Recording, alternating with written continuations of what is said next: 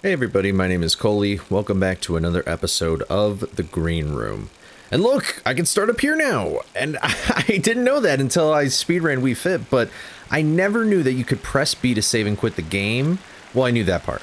But you can actually respawn at the spot you were last at, like when you saved it. Isn't that... I thought that was really cool. So, I'm gonna start doing that. We can start from different areas now. But anyway, last week I released my Wii Fit video, and I've gotten a lot of great comments of people feeling inspired to try Wii Fit and just get healthier in general, and I think that's fantastic. And I'm glad that the video inspired people to do that. If you told me just a few years ago when I was like 300 pounds, I would inspire people to get healthy from Wii Fit, I would have called you crazy. But I've gotten some comments asking advice on like tips about like getting healthier and stuff like that. And I tried recording this video or just kind of answering these people, but I realized I can't really give them a direct answer. You need to know yourself before you can accomplish anything.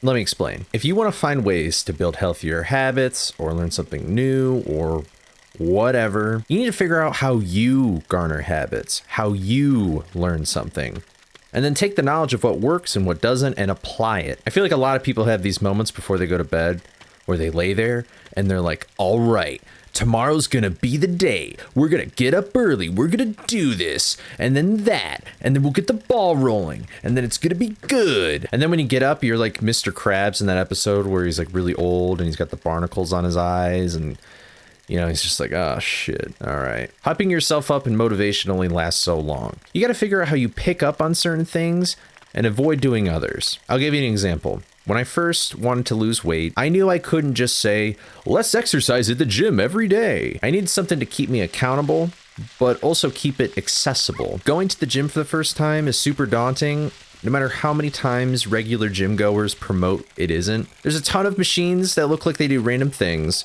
There's people just around you, and they look way stronger and healthier than you do, and you usually don't know anybody else there. So how could I start going to the gym if I'm afraid to go? Well, I took a look at why I went to other places on my own, even when I didn't really want to. And one of these places was the classroom. I saw that for whatever reason, if I had a class in something, no matter what it was in, I felt obligated to go and do it. At the time I was in college, and they just so happened to have like an exercising class at the local gym, and I decided to take the class, and it was perfect. I felt the obligation to go since I was paying for it, and I needed to pass the class.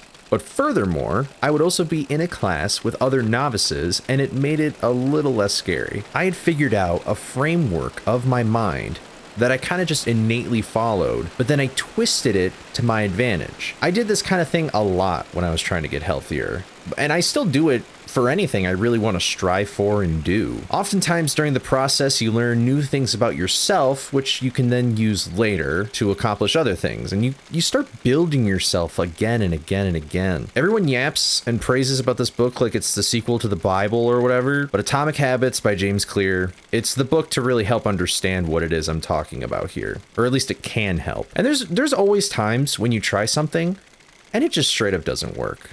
And I mean, that's okay. Anytime something fails, it just means you're narrowing in on what will bring you success. If it didn't work, try something different and see if that works. Maybe something you tried worked at the start, but then something went wrong later down the line. And that's better than the last attempt, which you failed at the get-go. But eventually you're going to start digging in the mine of your mind. And I think you'll strike gold. You'll discover more of who you are. And this is why I'm not a fan of a lot of these self-help videos on YouTube, which I guess is ironic because I guess this is one of those.